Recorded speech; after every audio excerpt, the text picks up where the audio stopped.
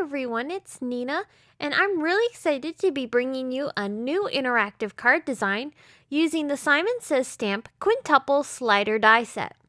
This die is a really awesome and totally unique slider die because it moves 5 different elements all at the exact same time using one large mechanism. So I think this is a really fun way to add some unique elements and interactive fun to your card projects. And I'm going to be showing you how to build this die, and then I'm showing you 2 different cards that I made using some new stamp sets from Simon's Sunny Days Ahead release. First off, let's look at what comes with the die set. We've got the slider mechanism, which is the large square piece, the slider tracks, and a little decorative arrow. These pieces are going to help you build your slider. The slider track is what allows the mechanism, the square piece, to slide up and down across your card. The fun part is that this is a very simple die to put together, so let's get started. I'm going to cut the slider mechanism from some cardstock, and afterwards I'll open up all of the flaps that get cut out when you cut the die. These pieces are going to wrap around your slider tracks, and this is what helps the mechanism move. So make sure you open up all of them so that way we can go ahead and assemble here shortly. Next, we need to cut the slider track. I'm aligning my slider mechanism, again the square piece, on top of the track so I can get a good idea of the placement. Then I'm going to attach my die to my paper so that I can cut this out with my die cut machine. You want to make sure that the even edge of the die is aligned at the top of your card. To begin building my scene, I'm going to start by ink blending some Distress Oxide ink into the center of this panel. Now, the assembly for this card is exactly the same no matter what type of card design you're creating. So I'm going to show you how I assembled my graduation themed card, and at the end of this video, I'll give you a few details on the rainbow card that I created. But note that both the creation of the graduation card and the rainbow card are exactly the same, even though the images are completely different. For my images on the graduation set, I'm going to use the Hats Off GRAD stamp set, which is also new from Simon Says Stamp. I'm stamping the hands and the graduation caps along with a few diplomas onto some Nina white cardstock, and then I can color these images in with some Copic markers. I'm not overly focused on creating some detailed coloring for these images. I'm more just getting down some basic color for these images. They're fairly small, so I'm not worried about being overly detailed. For the hands, I'm using different tones for the skin on each of the people that are featured in this set. And I really like using this set because this is a great way to create some fun graduation cards.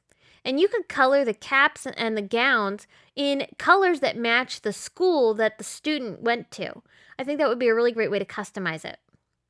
There are coordinating dies for this set, so I'm going to use them to cut out the images. After cutting out all my pieces, we're ready to start assembling our quintuple slider.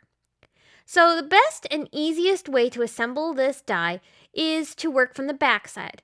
So I'm going to start aligning the little tabs that are cut out from our slider mechanism and feed them through the slider tracks, wrapping each of those little tabs around the track, basically hugging the track that the slider mechanism corresponds with.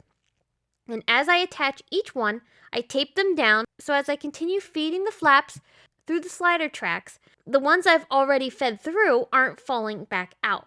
This makes it a lot easier to assemble. As you work along, feeding each mechanism into the tracks, this gets even easier because you're now holding your slider mechanism in place by the time you temporarily attach the first flap onto your slider track. I always like to condition my slider before finishing up the assembly process, so I'll slide that back and forth because that's going to make the finished slider mechanism move nice and smoothly after I've assembled my cards. Alright, so now it's time to put everything together and build our scene. Now you could assemble your elements that are going to be part of your slider. You could glue them down onto the flaps by using liquid glue, or I use small bits of foam tape to attach these graduation caps.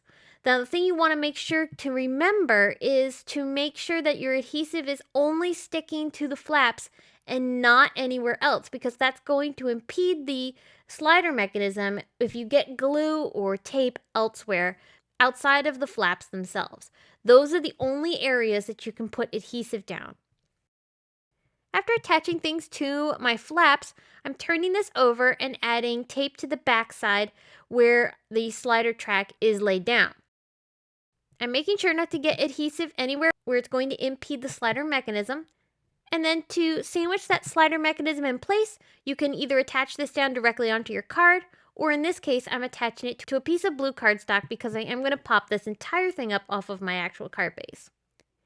There is a little arrow which is decorative and you can add to the top of your slider mechanism, and that will let your recipient know that they want to pull on this to reveal the fun surprise of the slider. I think this is so cool. And the best part is that everything moves with just the one slider mechanism.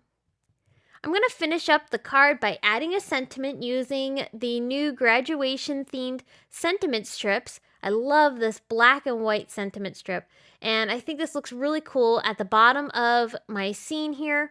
A few sequins strategically placed so that they don't get impeded by the slider elements. I'm adding those down here and there for a little bit of sparkle.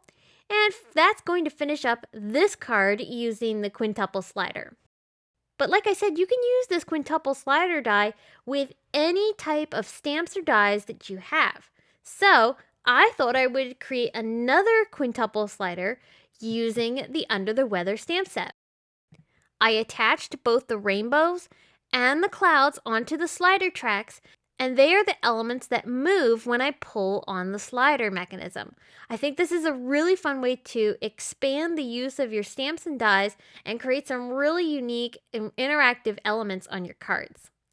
I hope that today's video has inspired you to create with not only the new Sunny Days Ahead release from Simon Says Stamp, but also this Quintuple Slider die, because I think this is a really fun and unique die that you're going to be able to get a lot of use out of in your creative projects. One of the other things I really love about this die is the fact that it is on the smaller side, so that means the price point is really good, and it's not a large die that you have to invest in.